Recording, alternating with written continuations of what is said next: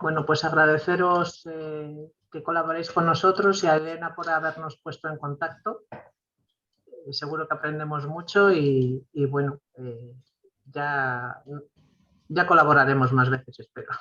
Encantados siempre que queráis. Sí, bueno, pues empezamos. Yo me presento, yo soy Carlos Alcalde, soy pediatra en el Hospital Río Ortega y en el Hospital Río Ortega lo que está centralizado es una consulta de enfermedades de cribado neonatal de la parte metabólica. Ya sabéis que lo que se llama la prueba del talón se realiza en el Centro de Hemoterapia y Hemodonación de Castilla y León y entre las 11 enfermedades que se criban actualmente, pues 7 son enfermedades metabólicas. Enfermedades metabólicas, ahora explicaremos un poquito, se entiende... A ver, ¿qué pasa? Ahora. Se entiende... Sí, ¿se oye bien? Sí. Se entiende una enfermedad metabólica como es aquella enfermedad en la que hay un metabolismo, una transformación de los principios inmediatos, principalmente los nutrientes, que son proteínas, grasas y hidratos de carbono, para producir energía. Como vemos aquí, en esta diapositiva, vemos que se define este tipo de enfermedades ya en 1908. Se describen las primeras enfermedades. Pero realmente la primera enfermedad como tal, que es la fenilcetonuria, la describe este señor de la pipa, que se llama Folin, en el año 1934. Él ya encuentra una familia con 2 hermanos que tienen un retraso mental, una alteración en el desarrollo psicomotor, y ve que en la orina hay una sustancia, un ácido fenilpirúvico. Entonces ya identifica que esa sustancia probablemente sea el causante de su enfermedad. Pero no es hasta el año 53 cuando Guthrie, que es el otro señor que está allí de gafas, descubre que con una muestra de sangre seca puede identificar esa sustancia en sangre, ¿no? Y es la forma de detectarlo de forma precoz y de forma rápida. Y ahí es cuando surge, ¿no? Entonces, como vemos aquí, en el año 34-35 es cuando se describe la fenilcetonuria, que es la primera enfermedad metabólica que se va a intentar cribar y que se criba. Principalmente se empezaron a tratar ya en los años 30, porque bueno, ya se sabía que los derivados de la fenilalanina en orina eran los que podían causar ese trastorno, y entonces lo que hicieron fue hacer dietas muy estrictas. Lo que pasa que eran dietas que no tenían sustitutos proteicos para complementar y dietas que fracasaban. Y no fue hasta el año 52-53 cuando empezaron los primeros sustitutos proteicos sin fenilalanina. Por lo tanto, comenzó realmente el tratado de la primera enfermedad metabólica, ¿no? Y coincidió con que Guthrie descubrió el método de detectar prenatalmente. Por lo tanto, a partir de esta edad fue cuando se empezaron a diseñar los programas de cribado. Como siempre fueron en Estados Unidos donde comenzaron, y aquí en España, en el año 68, como vemos ahí una nota del periódico, donde se inaugura el primer centro de investigaciones moleculares, que son el primer laboratorio específico para este tipo de enfermedades raras y enfermedades metabólicas genéticas, ¿de acuerdo? Y fue el doctor Federico Mayor Zaragoza el que realmente dio un impulso muy importante al cribado en España, en el año 72. Y a partir del año 72 se empezó a implantar en la mayoría de las comunidades autónomas. ¿De acuerdo? Por ejemplo, ahí vemos que antes se llamó el Plan Nacional de Prevención de la Subnormalidad, porque realmente se investigaban 2 enfermedades, que era la fenilcetonuria y el hipotiroidismo, que era principalmente lo que causa es un retraso mental, ¿de acuerdo? Por eso se llamaba así, ¿no? Y ya se veía en esa época, vemos ahí una nota de prensa donde ya explicaban que ya era rentable este estudio de enfermedades, es decir, era rentable diagnosticar a estos pacientes antes de que tuviesen clínica para prevenirlo, incluso económicamente, pues era rentable para la sociedad. Pero, ¿qué características tienen que tener las enfermedades de cribado? Porque no podemos cribar todas las enfermedades, muchas de ellas porque no tenemos un metabolito o una sustancia que va a identificar ellas, y otras porque no cumplen unas características. Entonces, tienen que ser enfermedades graves, enfermedades que tengan una morbilidad, o sea, que tengan síntomas graves o que sean mortales, si no se diagnostican precozmente, que tengan un tratamiento eficaz. No se pueden cribar enfermedades que no tienen tratamiento, porque no es ético decir a un paciente, probablemente usted tenga una enfermedad muy grave, pero que además no tiene tratamiento y no sabemos qué hacer con ella. Que la incidencia de la enfermedad sea relativamente alta, porque si tenemos una enfermedad que puede ser una de cada 100 millones, pues probablemente en España se detecten una cada 3 años. Eso tampoco tiene un beneficio real, ni un beneficio económico. Que el test sea rápido, que sea sensible y específico, es decir, que se puede hacer de una forma rápida, como aquí es lo de la prueba del talón, que a todos los recién nacidos se les saca una gotita de sangre, que es muy rápido, que se puede hacer en cualquier hospital de España o incluso en el centro de salud, o los pacientes muchas veces en los controles se lo hacen en su domicilio, ¿de acuerdo? ¿Cuáles son los objetivos? Pues hay que buscar unos objetivos que principalmente es prevenir ese daño en los niños, ¿vale? ¿De acuerdo? Tienen que ser enfermedades en las que podamos prevenir, por lo tanto el tratamiento tiene que ser efectivo y los programas tienen que tener una calidad. Hay que hacerlo y hacerlo bien. No puede ser que estos programas estén mal coordinados y no llegue a toda la población o luego no sean efectivos y gastemos un dinero público y que luego eso no repercuta en la sociedad en un beneficio. ¿De acuerdo? Y en principio tiene que cumplir también unos criterios de confidencialidad y de información y de respeto a la autonomía. A los papás, bueno, hay mucha discusión en si hay que pedir consentimiento informado firmado o simplemente verbal o demás. En la mayoría de los sitios se pide firmado, en la mayoría de los padres aceptan y cuál no, pero ahí hay mucha discusión también porque el padre muchas veces decide por el bien de su hijo, ¿no? Y a veces si un padre decide no hacer un estudio de la prueba del talón de un cribado neonatal, está perjudicando a su hijo en esa posibilidad de una posible enfermedad, ¿no? Pero también la elección de los padres está ahí. Por lo tanto, tiene que cumplir estos que son los principios de cribado que les han definido, que es un poquito lo que hemos comentado. También así para la población tiene que ser una prueba que no sea muy agresiva, ¿no? Por ejemplo, una de las características que nos dicen ahí es que tiene que ser aceptable para la población. Entonces, sacar una gota de sangre del talón de un niño recién nacido es aceptable. Probablemente hacerle una prueba mucho más invasiva. Imaginaros, hay que hacer una biopsia de músculo a todos los niños, pues probablemente eso no sería una prueba de cribado, porque la mayoría de los papás pues no aceptarían, ¿no? Entonces, tiene que tener unas características especiales, ¿de acuerdo? Para este tipo de enfermedades, que siempre van a ser enfermedades relativamente raras, van a entrar dentro de ese grupo de enfermedades raras, pero que tienen unas características para poder cribarse. No podemos cribar cualquier tipo de enfermedad. Ahora mismo, aproximadamente hay unas 100 enfermedades que tienen posibilidad de cribarse, ¿no? ¿Qué es lo que ocurre? ¿Cuál es el circuito que hay en Castilla y León? Pues cuando cualquier niño nace, se le hace la prueba del talón. Esto se manda al centro del Chencil, que está aquí en Valladolid. El laboratorio determina una serie de metabolitos, una serie de sustancias en sangre y si alguna de esas está alterada, normalmente a veces lo repiten 1 o 2 veces y cuando está alterada nos lo mandan al Río Ortega. ¿De acuerdo? Nosotros somos centro de referencia de todo Castilla y León para prácticamente todas las enfermedades metabólicas, menos fenilcetonuria, que también lo compartimos con Burgos, que Burgos ve la parte de Burgos y Soria, pues específicamente lo ven ellos porque tienen una consulta específica y así se repartieron. Y luego nosotros lo que hacemos principalmente es un estudio de confirmación y lo mandamos a un laboratorio que normalmente es el CEDEM, un laboratorio en Madrid específico de enfermedades metabólicas, donde ahí nos hacen el diagnóstico definitivo.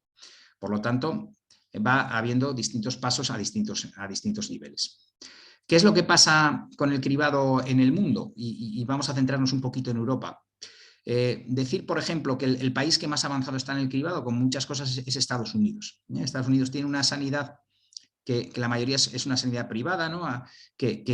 Bueno, hay un seguro más o menos público, pero luego tienes realmente lo que son los hospitales y la atención sanitaria es privada, pero la salud pública, en cambio, es una salud para todo el mundo y está bastante extendida. Y es el país que más criba. Hasta unas 50 enfermedades metabólicas se criban por cribado neonatal en Estados Unidos. ¿Qué pasa en Europa? Pues ahí vemos que hay una disparidad muy grande, ¿no? Desde países que criban 1 o 2 enfermedades, que suelen ser fenilcetonuria e hipotiroidismo, incluso algunos países como Finlandia o países nórdicos que están muy avanzados, o Francia, por ejemplo, solo criban muy poquitas enfermedades. En cambio, España estamos dentro de las que cribamos un poquito más. Pero también hay mucha desigualdad entre comunidades, luego lo comentaremos. Y realmente el paradigma y el país en el que nos tenemos que fijar es Italia, ¿no? Italia, en el año 2017 hubo una votación en el Parlamento italiano, que fue la única ley en la que hubo unanimidad de todos los partidos políticos. Y ahí hicieron una ley de máximos donde cribaron más, por ley, obligatoriamente, en toda Italia, más de 40 enfermedades metabólicas. En cambio, ¿qué es lo que pasa en Castilla y León? Pues en Castilla y León ahora mismo tenemos esas enfermedades que son ahí, ¿no? Tenemos hipotiroidismo, que es una enfermedad realmente endocrinológica, fenilcetonuria, que sí es una enfermedad de las proteínas, esas dos siguientes que diferencia Cilco-A deshidrogenasa y deficiencia de 3-hidroxiacil-CoA deshidrogenasa, que tienen esos nombres tan raros, que son enfermedades de las grasas, ¿de acuerdo? De la mala absorción y el mal metabolismo de las grasas. También hay otra enfermedad que es la acidemia glutárica tipo 1, luego hablaremos un poquito de ella, hiperplasia suprarrenal, déficit de biotinidasa, enfermedad de la orina con olor a jarabe de arce, homocistinuria, acidemia isovalérica y luego dos enfermedades que no son metabólicas como tal, como es la fibrosis quística y la anemia falciforme, que es una enfermedad hematológica. Entonces, ahora mismo en Castilla y León se criban estas, que son las mínimas obligatorias que tienen que cribar todas las comunidades autónomas. Estamos en Castilla y León en el rango bajo de las enfermedades. Si vemos aquí, este es el panel ahora mismo prácticamente actual, prácticamente no ha habido cambios, que está actualizado en 2019, de qué se criba en España. Vemos que la zona, vemos aquí en Castilla y León, si vemos ahí la flechita, donde tenemos un montón de enfermedades en blanco, todas estas. Cribamos las azules, que son las obligatorias, alguna un poco más, que son estas dos, y el resto las tenemos en blanco. Si nos comparamos con, por ejemplo, Ceuta, Melilla, que mandan las muestras a Murcia, que es de las regiones que más criba, junto a Andalucía, probablemente Galicia también, y Cataluña, pues nos ganan por goleada. Ahora mismo en Cataluña están, aquí no está actualizado, pero en Cataluña están casi cribando las 50 que pueden cribar en Estados Unidos, y también, por ejemplo, en Murcia piden también orina, además de la sangre del talón, están pidiendo orina, igual que en Galicia, y eso hace que se criben pues, una media de entre 30 y 40 enfermedades. Por ejemplo, Madrid, que estamos muy cercanos a nosotros, están cribando un 21 enfermedades. Nosotros estamos en 11, que son las mínimas obligatorias. Entonces, ¿qué es lo que hacemos en este cribado? ¿No? Entonces, lo que intentamos es, antes de que haya síntomas de la enfermedad, en lo que llamamos un periodo presintomático, detectar unas alteraciones bioquímicas en la sangre, alguna alteración en la sangre que se mide antes de que empiecen los síntomas para poner un tratamiento y que sea eficaz. Por lo tanto, lo que hay que hacer es cribar pronto. Y por eso se hace siempre entre el segundo y el cuarto día de vida. Entre las 48 y 72 horas aproximadamente tenemos que se toman en todos los hospitales las muestras. Ahora mismo en Castilla y León prácticamente estamos llegando al 100%, en estos últimos años, al 100% de los niños recién nacidos. Por lo tanto, la cobertura es prácticamente total. ¿Y qué es lo que se hace? Pues se analizan una serie de sustancias, ¿no? Se analizan una cosa que se llaman aminoácidos, que son como trocitos de proteínas en sangre, y otra que son acilcarnitinas, que son otras sustancias derivadas también del metabolismo de las grasas. Entonces, la unión de qué perfil, como se llama, que es un perfil, que es pues estos picos, es una máquina que analiza un montón de picos y un montón de sustancias. Y depende del perfil que salga, hay un perfil como este que pone control, que es un perfil normal, y en cambio, en los pacientes que tienen alguna enfermedad, pues salen perfiles distintos. Entonces, una máquina que se llama espectrometría de masas en tándem permite analizar al día miles de ellas y nos da unos resultados muy importantes de un montón de enfermedades. Antes solo se podía hacer una sustancia y eran máquinas mucho menos precisas y menos rápidas, por lo tanto no podíamos cribar tantas enfermedades. Realmente el cribado ampliado ha surgido a raíz de que la tecnología nos ha permitido hacer un diagnóstico mucho mayor y mucho más rápido.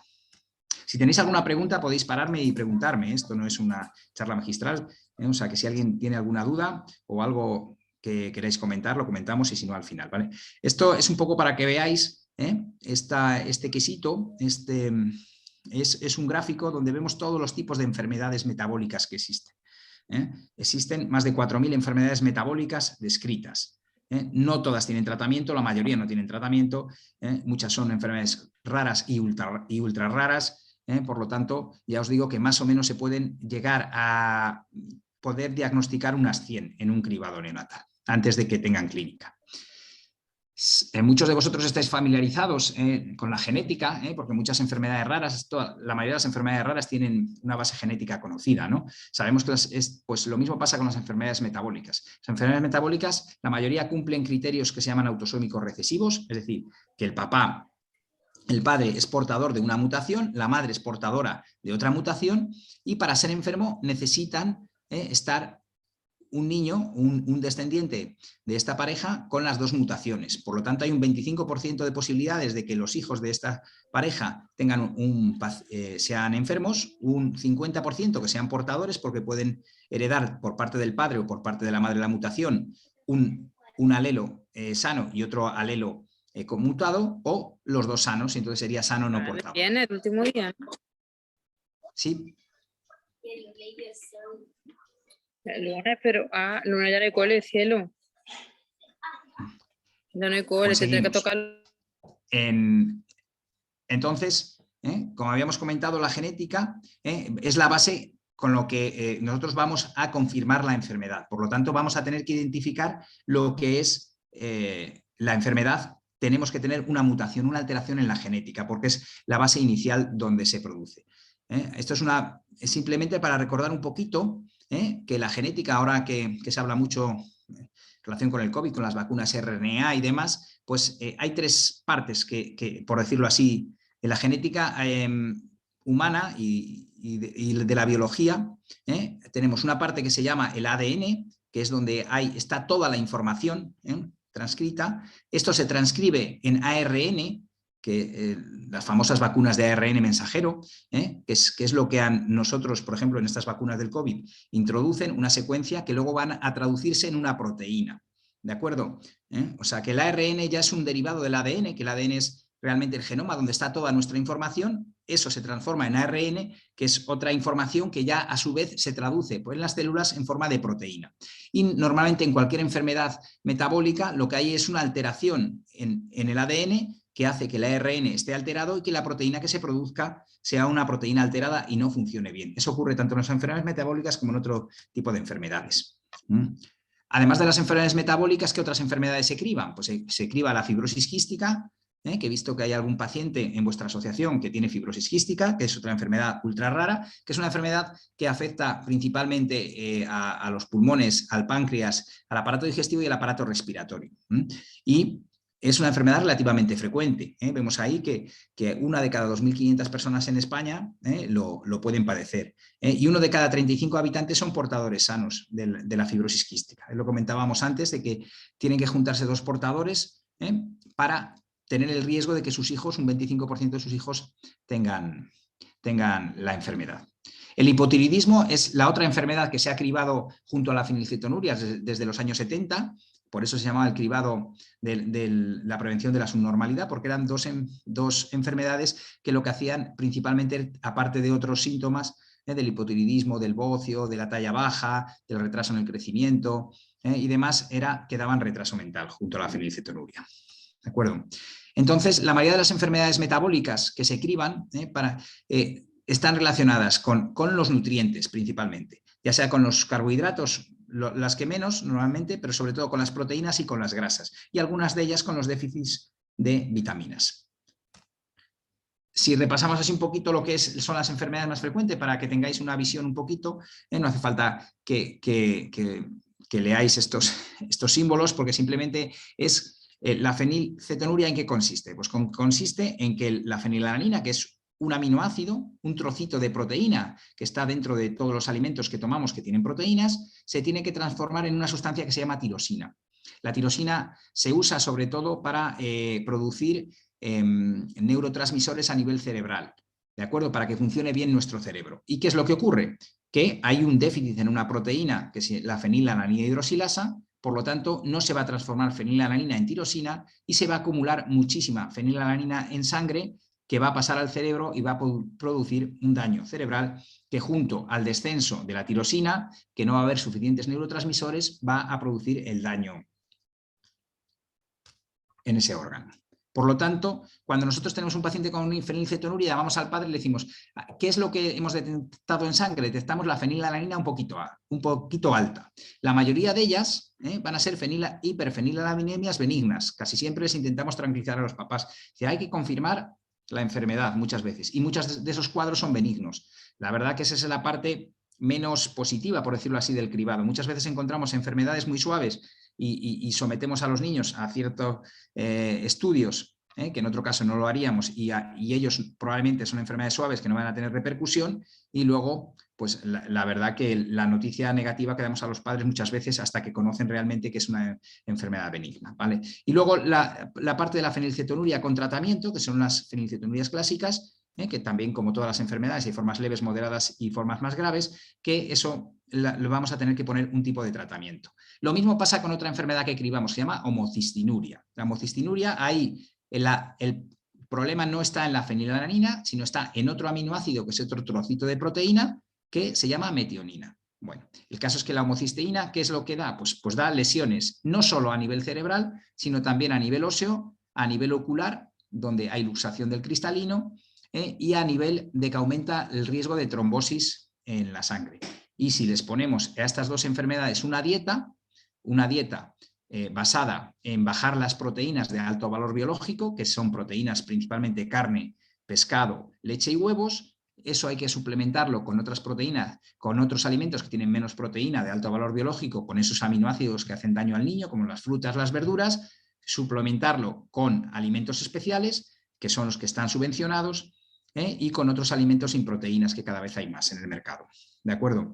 Entonces, ¿qué es lo que hacemos a los papás? Pues a los papás les explicamos, es una especie como si fuese de diabetes, pero en vez de control del azúcar, control de las proteínas que pueden comer. Entonces ellos más o menos saben que a lo mejor un paciente puede comer 5 gramos de proteínas al día y sabe que esos son, pues a lo mejor 5 gramos de proteínas son 80 gramos de patata, 20 gramos de judías y medio huevo. Entonces eso se lo reparten al niño durante el día y luego el resto de alimentos son alimentos que pueden tomar, alimentos que están en verde aquí en el semáforo, ¿de acuerdo? Proteína, de las frutas, de las verduras, de las hortalizas, y el resto hay alimentos que les tienen prohibidos, como son la carne, principalmente carne y pescado, y otros que tienen que pesar y medir. Por eso a veces son dietas que son relativamente fáciles de hacer una vez que los papás lo han comprendido y lo hacen muy bien, pero que llevan mucho tiempo. Hay estudios que dicen que los papás, entre pesar y preparar las comidas, dedican entre 4 y 6 horas a la semana a mayores de las personas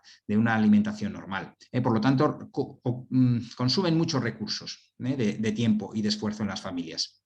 Luego hay otros alimentos aproteicos, que son estos alimentos que lo que hacen es que tienen el aminoácido que hace daño de esa enfermedad, se quita. Entonces tenemos desde fórmulas de recién nacido, como esa que está ahí, por ejemplo, de una marca que es Fenilfree, hay sobre todo 3 fórmulas de inicio, que es como una leche de inicio de recién nacido normal, pero que para estos enfermos con fenilcetonuria no llevan la fenilalanina y lo pueden tomar. Y luego para los niños mayores hay fórmulas que son fórmulas líquidas, la mayoría de ellas, y que son fáciles de tomar. Vienen como esos envases, normalmente suelen tener sabores afrutados, porque el sabor en sí no es bueno, porque tiene mucha manipulación de las proteínas y muchas de ellas no saben buenos, pero se intentan envases para que faciliten la vida diaria de cada uno de ellos. Y esto es lo que está subvencionado, más o menos para que tengáis una idea, una dieta entre un recién nacido y un adolescente, depende del peso, pero puede estar entre los 15 y 20.000 euros al año, que son lo que subvenciona la sanidad pública y no tienen que pagar. Hay países donde esto no está subvencionado, entonces hay problemas. Muchas veces te lo detecta la prueba del talón, pero luego hay países que si no tienes un seguro que te cubra este tipo de enfermedades, no puedes acceder a este tipo de suplementos proteicos, que son importantes. También hay algunas de estas enfermedades que se pueden tratar con fármacos, por ejemplo la fenilcetonuria, el Kuban, o a veces pueden responder también la homocistinuria a otro tipo de fármacos, ¿de acuerdo? Pero principalmente son dietas. Y los papás, ¿qué es lo que les enseñamos? Pues les enseñamos a preparar su dieta y que sean autónomos, por lo tanto, que tengan independencia lo más grande posible, que hay que intentar enseñarles. Por lo tanto, hay cada vez más herramientas, tanto por internet como calculadoras metabólicas, calculadoras que te calculan la dieta. Hay recursos que te dicen ya las características y las composiciones de cada alimento.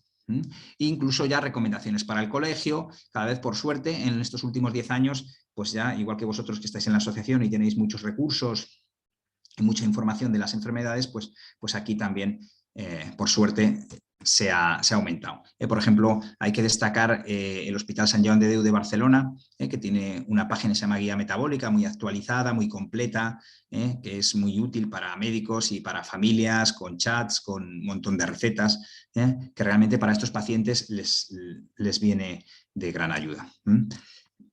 Otra enfermedad, por ejemplo, esta es una enfermedad que es una enfermedad también ultra rara. Por ejemplo, solo hemos tenido 2 casos en los 5 años que se lleva cribando en Castilla y León desde el 2016, pero es una enfermedad que es una enfermedad muy grave si no se detecta, porque el 80-90% de los niños cuando nacen son normales, pero el 80-90% de estos niños normales que nacen, que tienen esta enfermedad, se van a quedar con una lesión cerebral muy grave en silla de ruedas, con inteligencia normal, pero con una distonía y unos trastornos del movimiento muy graves, muchos de ellos en silla de ruedas. Nosotros tenemos la mala suerte de haber conocido ya hace más de 10 años pacientes de la época antes del cribado, con una afectación muy grave, y en cambio esta es la enfermedad que se dice que tiene mayor beneficio del cribado, porque las lesiones que prevenimos son lesiones muy graves y muy incapacitantes. También es otra enfermedad que lo que hay que hacer es bajar las proteínas. En este caso es la lisina, ese aminoácido que hace daño al cerebro. Principalmente es una enfermedad que hace daño al cerebro. Hay otras, como es la enfermedad de orina con olor a jarabe de arce o la acidemia isovalérica, que son enfermedades mucho más raras. De momento, por ejemplo, en estos años que llevamos cribando, en estos 3 últimos años, no hemos tenido ningún caso en Castilla y León por cribado. Y también son enfermedades lo mismo, que lo que se hace es controlar la cantidad de proteína que puede comer ese paciente. ¿De acuerdo?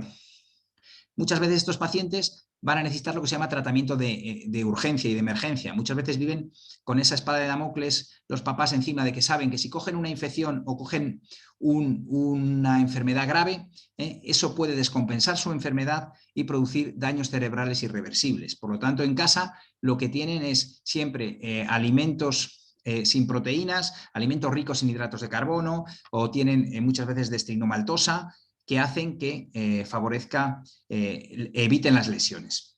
Otro grupo de enfermedades que se criban son las enfermedades de las grasas. Las enfermedades de las grasas, para que os hagáis una idea, como vemos aquí en esta diapositiva, las grasas son el metabolito que más energía produce. ¿De acuerdo? Produce 9 calorías por gramo, los lípidos. Por eso, cuando comemos grasas, las dietas ricas en grasas son las que más engordan, porque producen más calorías, pero son las que se utilizan por los órganos que necesitan más energía. Y los órganos que necesitan más energía en el organismo son los más importantes: el corazón, el hígado, el cerebro y los músculos. Entonces, siempre que hay una enfermedad en las grasas, vamos a tener un problema cardiológico, un problema hepático en el hígado, un problema de que nos baja la glucemia y no nos llega bien al cerebro, y un problema de debilidad muscular. Hay varias formas, pueden ser formas más severas y más leves.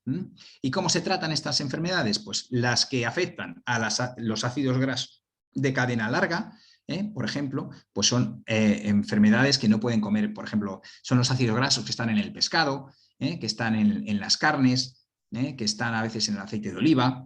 Pues ¿qué tienen que tomar? Pues aceites, que es lo que viene ahí, MCT, que son aceites de cadena media. ¿Vale? Otro tipo de aceites, sustituimos unos aceites por otros, y la dieta es un poquito más simple que las proteínas. Simplemente quitamos unos productos que tienen ese tipo de grasas y se sustituyen por otras. Y les damos un suplemento que se llama carnitina, muchas veces para mejorar que se evite las sustancias tóxicas. El tratamiento de las grasas de la cadena media, al revés, lo que hacemos es quitar las grasas que tienen cadena media, y lo que hacemos es dar una dieta muy rica en hidratos de carbono, porque lo que hay que hacer es que coman muchas veces y que coman sobre todo hidratos de carbono. ¿Para qué? Para que no les baje el azúcar. Son pacientes que normalmente nosotros, cuando llevamos 4, 6, 8 horas en ayuno, 10 horas, empezamos a tirar de las grasas como metabolismo energético. Para producir energía son nuestras grasas. Por eso, por ejemplo, si hacemos ayuno, adelgazamos. ¿Por qué? Porque nuestro organismo empieza a consumir de las grasas. Es lo del ayuno intermitente, que ahora está un poquito de moda para adelgazar y como dieta un poco saludable, que tiene sus problemas también, pero un poco la base es esa. Nosotros estamos mucho tiempo sin comer, y entonces empiezan las grasas a producir energía, ¿no? Y consumimos grasas de nuestro organismo. Pues en estos pacientes no pueden consumir esas grasas de su organismo porque no funciona bien su metabolismo. Por lo tanto, tienen que comer cada poco tiempo y comer sobre todo mucho hidrato de carbono. Y son pacientes que tienen en casa siempre la destrinomaltosa, que es un azúcar simple, para que si tienen cualquier problema de vómitos, el niño se pone malo, con fiebre, que come mal, pues hay que obligarle a comer esto, y si no, pues tiene que ir al hospital, ¿vale? Esa es un poco la vigilancia. Otro tipo de enfermedad que llevamos solo año y medio cribándola, pero a lo mejor oís a algún paciente por ahí y dice: uy, me han detectado un déficit de biotinidasa. Eso es una enfermedad que no se criba en toda España. Aquí se ha metido de forma precoz, que se pensaba que era bastante rara, aunque ahora nos estamos encontrando que hay muchas formas leves bastante frecuentes, y que simplemente lo que pasa es que el organismo no recicla bien una vitamina que se llama la biotina. ¿Cuál es la característica de esta enfermedad realmente? Pues esta es la enfermedad que si tenemos que elegir que nuestro hijo tenga una enfermedad, que tenga un déficit de biotinidasa, porque es una enfermedad que simplemente hay que darle un poquito de biotina, que es una vitamina, igual que damos vitamina D, durante todos los días de su vida y van a ser niños completamente normales. Entonces es muy fácil el tratamiento y es muy fácil que no haya ningún tipo de lesión. Entonces, por ejemplo, he estado repasando un poquito en vuestra información de las patologías de vuestra asociación y, por ejemplo, ahí vemos que en el cribado actual tenéis pacientes con fibrosis quística, por lo tanto, es una enfermedad que se puede detectar. De las otras enfermedades que están ahí, que hay socios en vuestra asociación, he visto, por ejemplo, que una aciduria 3-metilglucagónica, que es un tipo de enfermedad metabólica, pero que se podría detectar en las pruebas del talón, la enfermedad de Fabry y las mucopolisacaridosis, ¿vale? Que son las enfermedades lisosomales, que ese es un grupo de enfermedades que se está empezando a cribar, por ejemplo, en Estados Unidos, y que aquí hay discusión de si hay que cribar, no hay que cribar. Ya sabéis que muchas veces este tipo de enfermedades lisosomales, como las mucopolisacaridosis, tienen tratamientos enzimáticos que son muy caros, entonces hay el riesgo-beneficio de si previene la evolución de la enfermedad tratar desde recién nacido o no. Yo creo que claramente sí, pero bueno, luego son los gestores los que ponen el dinero encima de la mesa, ¿de acuerdo? Y luego el resto de enfermedades que están ahí, que podrían cribarse ¿cómo? ¿No? Pues con el siguiente avance, ¿no? Cuando hablamos un poquito de futuro, ¿qué es lo que va a pasar? Pues el siguiente avance es el cribado genético neonatal. Ya habría opciones de implantar un cribado genético. Tiene sus problemas, tiene problemas de que vamos a encontrar muchas enfermedades que no sabemos si son patogénicas o no, por lo tanto no sabemos si se van a expresar o no, no sabemos qué significado tiene, vamos a encontrar muchas variantes porque todos somos portadores de muchas mutaciones y muchas alteraciones en la genética, pero no vamos a saber de momento, qué enfermedades, muchas de ellas se van a desarrollar o no. Ese es el problema del cribado genético neonatal. Podemos realmente diagnosticar por cribado prácticamente todas las enfermedades, pero muchas de ellas no vamos a saber si eso es una enfermedad o no, y eso es un problema ético muy importante. Esos son los aspectos éticos que ahora mismo tenemos que cuidar también para que los sistemas de cribado neonatal sigan adelante y no tengan detractores. Entonces, es obligatorio que cumplan unos criterios éticos, pero estos criterios éticos es un balance entre los riesgos y beneficios del paciente con los perjuicios sobre informaciones sobre daños al paciente en pacientes sanos. Nosotros siempre que cribamos más enfermedades y cribemos más patologías, vamos a tener el riesgo de encontrar más falsos positivos. Esos falsos positivos, ¿qué significa? Que vamos a detectar enfermos que creemos que son enfermos que luego no lo son. Por lo tanto, son daños colaterales que hay que evitar. Por lo tanto, todo el cribado neonatal también tiene mucha discusión ética y hay que saber realmente qué enfermedades debemos meter dentro de este cribado. Y por lo demás, solo agradeceros a vosotros la difusión de estas charlas, dar a conocer lo que es el cribado neonatal, dar a conocer que a través del cribado neonatal podemos acceder al tratamiento precoz de muchas enfermedades, que está claro que hay muchas enfermedades que tenemos que medir cuál incluir dentro del cribado, realmente las que tengan un tratamiento, las que tengan un beneficio para los niños, pero que son vuestras asociaciones las que tienen que ir presionando poco a poco, hacer presión política, aparte de la presión que podemos hacer los sanitarios y los profesionales dentro del mundo de la salud, para que los políticos vayan incluyendo poco a poco y lleguemos a ser, pues un poco, pues eso, mirarnos un poco en Italia, que en la única ley en la que se han puesto de acuerdo todos los políticos, hubo unanimidad en el Parlamento, fue para votar un cribado neonatal ampliado de máximos en Italia y no uno de mínimos como tenemos en España. Y nada, agradeceros a todos la asistencia y si tenéis alguna pregunta o cualquier comentario, pues por favor estoy encantado de comentar cualquier cosa que no se haya entendido o que queráis comentar.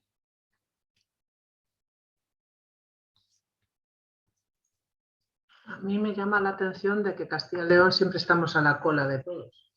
Ya nos podríamos parecer a Murcia, que tiene ahí el cribado súper amplio.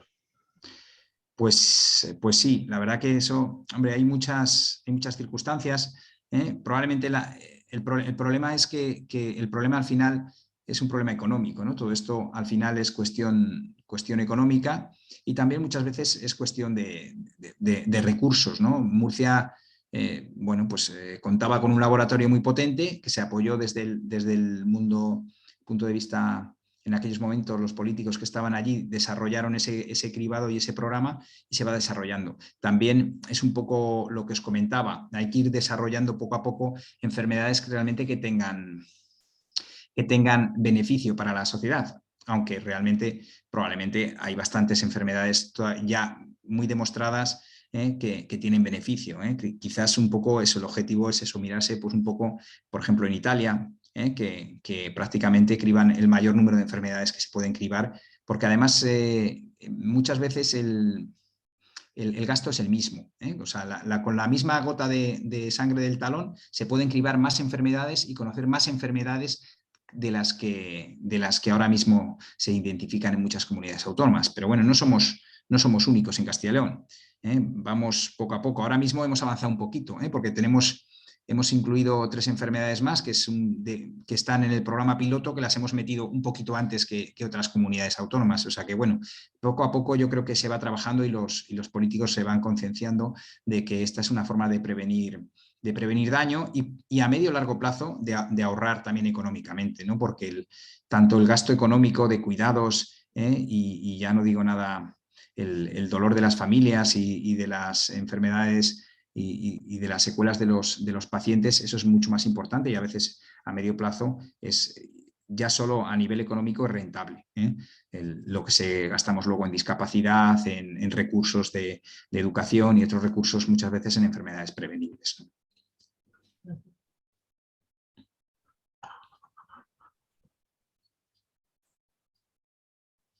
¿Alguna pregunta más o en el chat? No sé si hay alguna pregunta en el chat. Sí, sí que hay. Pues nada, podemos ir. Pregunta Elena, bajo tu experiencia, ¿qué otras enfermedades deberían cribarse en Castilla y León?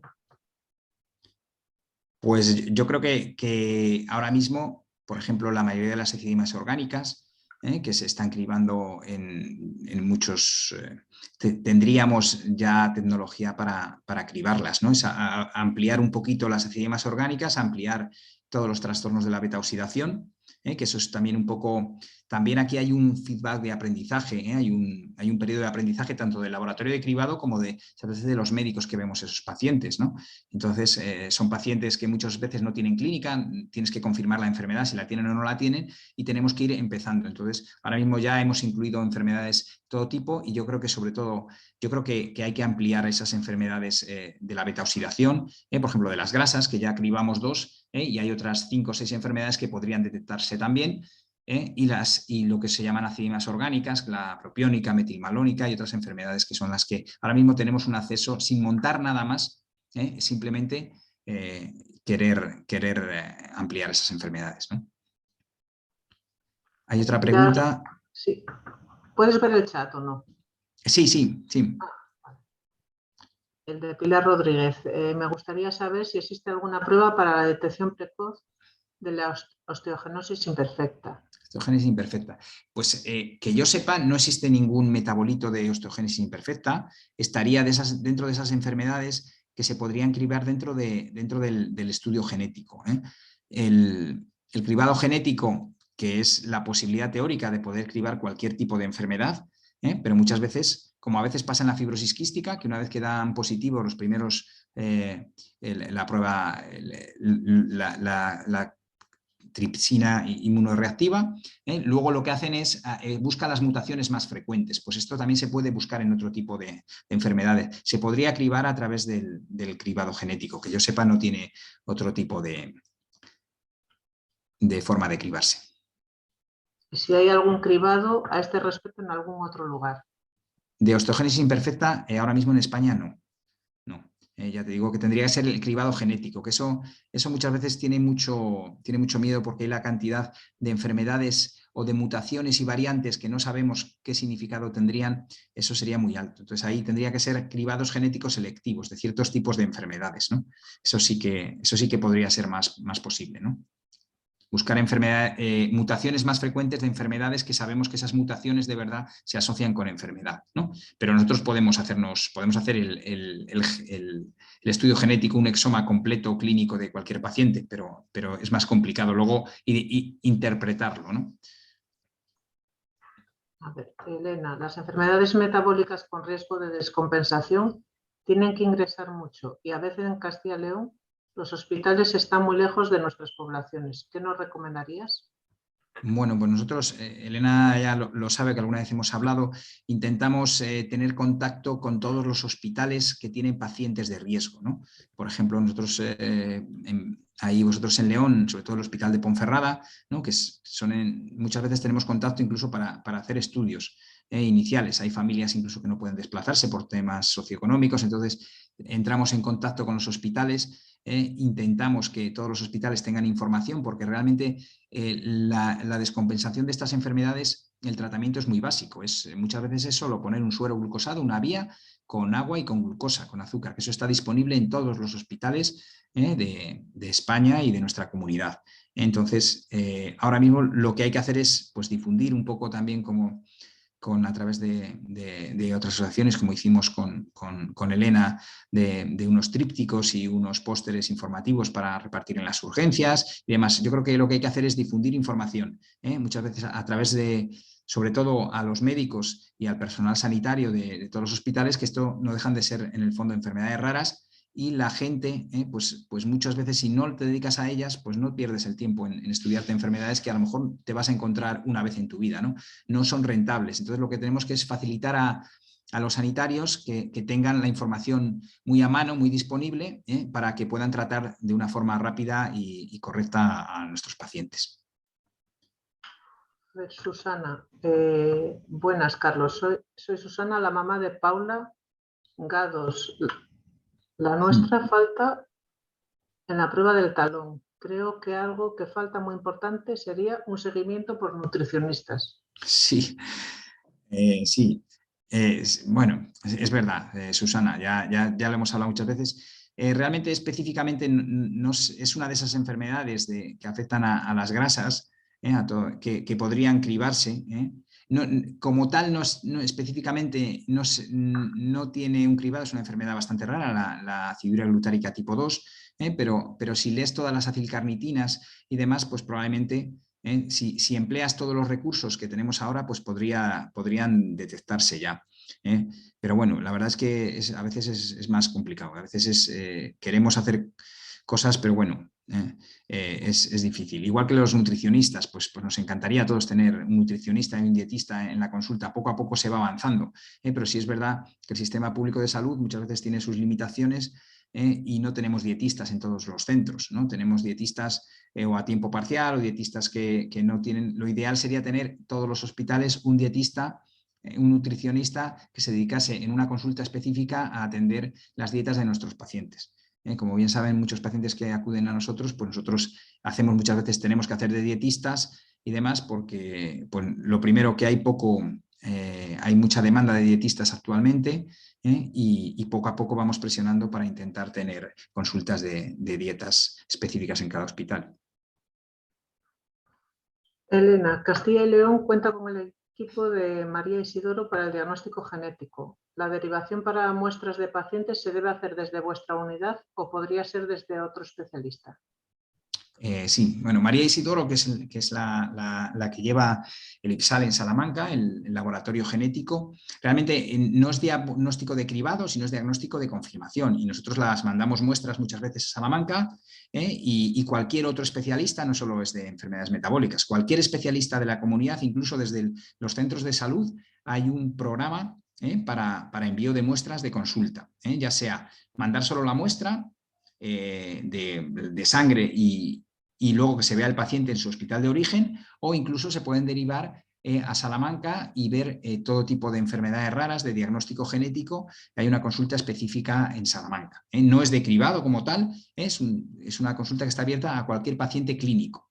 Es otro sistema de salud, otro recurso que tiene Castilla y León y que es un sistema que yo creo que está funcionando bien. Nosotros, muchos pacientes y muchas muestras que hemos enviado a Salamanca funcionan muy bien, tenemos los resultados cada vez más rápidos y está dentro de nuestra comunidad y además ahorramos recursos, muchas veces si no tenemos que mandarlo a laboratorios de fuera. Pero nosotros podemos mandar y cualquier especialista de cualquier hospital de Castilla y León hay un circuito específico para enviar muestras genéticas a Salamanca o incluso enviar al paciente. Bueno, pues Elena dice que muchas gracias, qué fantástica ponencia, yo también opino lo mismo, que lo explicas muy bien y a tu disposición para unirnos y pedir todo lo que veas necesario. Nosotros desde León lo mismo decimos. Si Pues queréis nada, que pasemos información a los médicos o trípticos, con enviarlos por correo electrónico, yo los fotocopio y se los llevo. Pues nada, Así lo estamos haciendo nosotros también en León con lo nuestro.